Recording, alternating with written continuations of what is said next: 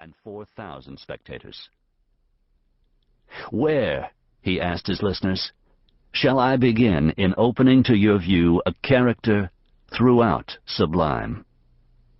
Shall I speak of his warlike achievements, all springing from obedience to his country's will, all directed to his country's good?" Lee transported them first to the banks of the Monongahela in 1755, to see your youthful Washington supporting, in the dismal hour of Indian victory, the ill-fated Braddock, and saving, by his judgment and by his valor, the remains of a defeated army, pressed by the conquering savage foe. Then he swept them to the high grounds of Boston in 1775, where, to an undisciplined, courageous, and virtuous yeomanry, Washington's presence gave the stability of system and infused the invincibility of love of country. The oratorical journey continued through 1776, past the painful scenes of Long Island, New York Island, and New Jersey, to the precarious fields of Trenton, where deep glooms, unnerving every arm, reigned triumphant through our thinned, worn-down, unaided ranks. There, Washington, self-collected, viewed the tremendous scene. His country called. Unappalled by surrounding dangers, he passed to the hostile shore. He fought. He conquered. Lee took his audience to the lawns of Princeton, the vales of Brandywine, the fields of Germantown, and the plains of Monmouth, building up a heroic image of Washington, the soldier, everywhere present, wants of every kind obstructing, numerous and valiant armies encountering, himself a host. He assuaged our sufferings, limited our privations, and upheld our tottering republic. But his finest laurels had not been won in battle. To the horrid din of war, sweet peace succeeded, and our virtuous chief, mindful only of the public good, in a moment tempting personal aggrandizement, hushed the discontents of growing sedition, and surrendering his power into the hands from which he had received it, converted his sword into a plowshare, teaching an admiring world that, to be truly great, you must be truly good. As president, Washington had laid the foundations of our national policy in the unerring, immutable principles of morality, based on religion, exemplifying the preeminence of free government by all the attributes which win the affections of its citizens, or command the respect of the world. As soldier, as president, and in the humble walks of private life, Washington had been first in war, first in peace, and first in the hearts of his countrymen. Eulogists elsewhere also paid tribute to Washington's virtues in peace as well as war. But in public demonstrations of grief all around the new nation, especially in ceremonial funeral processions, the military elements were foremost. As at Mount Vernon, mourners were led by formations of infantry, cavalry, and artillery in full uniform. Soldiers carried their muskets reversed and pointed to the ground, marching to the mournful cadence of the muffled drums and the dirges played by their company musicians. Army veterans, particularly members of the Society of the Cincinnati that Washington had helped to found, typically served as pallbearers for an empty coffin. And, as at Mount Vernon, civilians, including Freemasons, clergy, civil officials, and private citizens, brought up the rear.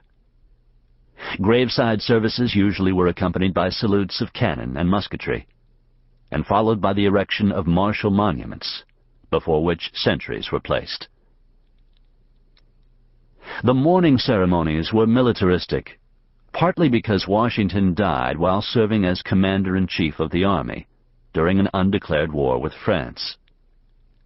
But more than anything else, they marked the passing of the nation's foremost soldier, a man who had spent much of his life at war and won American independence on the battlefield. In retrospect, it was easy for Americans at the beginning of the 19th century to imagine that their nation's founder had been born not a farmer, but a warrior. As a young man, his yearning for battle had led him to the frontier, where his exploits, or mishaps, as a provincial lieutenant colonel, touched off the French and Indian War in 1754. His first experience of battle left him feeling that there was something charming in the sound of the bullet's whine. The next year he tasted defeat with the British Army on the banks of the Monongahela River in western Pennsylvania. Returning to Virginia, he built America's first regular military force, the Virginia Regiment, and led it back to the frontier for a victorious campaign to the Ohio River in 1758.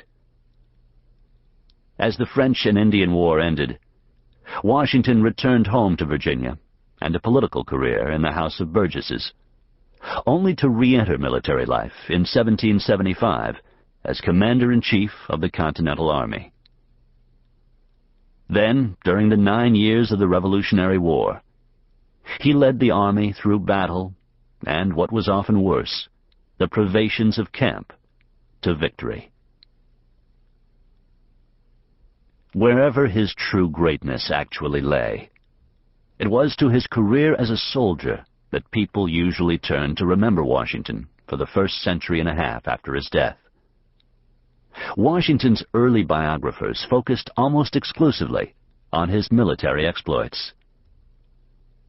Parson Mason Locke Weems started the trend with the publication in 1800 of the first edition of his Life and Memorable Actions of George Washington.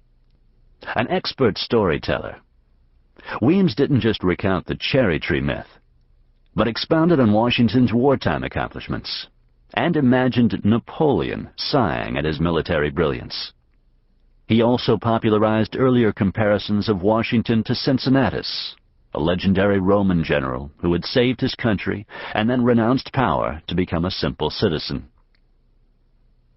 Supreme Court Justice John Marshall's 5-volume The Life of George Washington, 1804 to 1807, portrayed Washington as a brilliant tactician, responsible for a series of judicious measures adapted to circumstances which probably saved his country.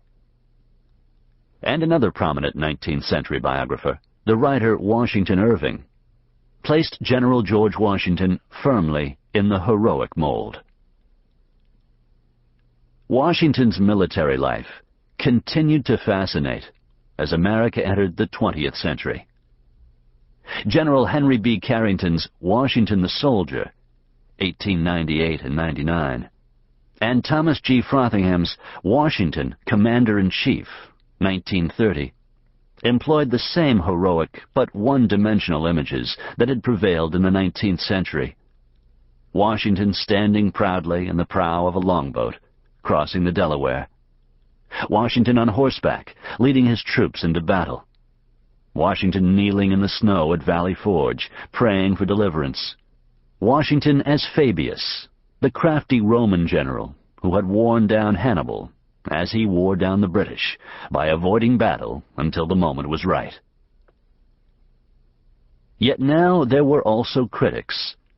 Writing in 1930, Rupert Hughes decried the idea of Washington as a kind of bland miracle worker, claiming instead that as a soldier he was infinitely human, incessantly guessing wrong, making innumerable false prophecies, countless mistakes, losing his temper, regaining it, being coerced into defeats and dragged away from them, driven into victories in spite of himself, and driving others to heights they could not otherwise have attained.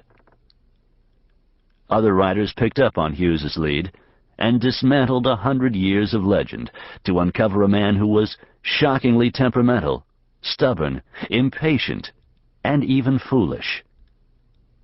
In so doing, they reduced Washington from a hero to an important scamp.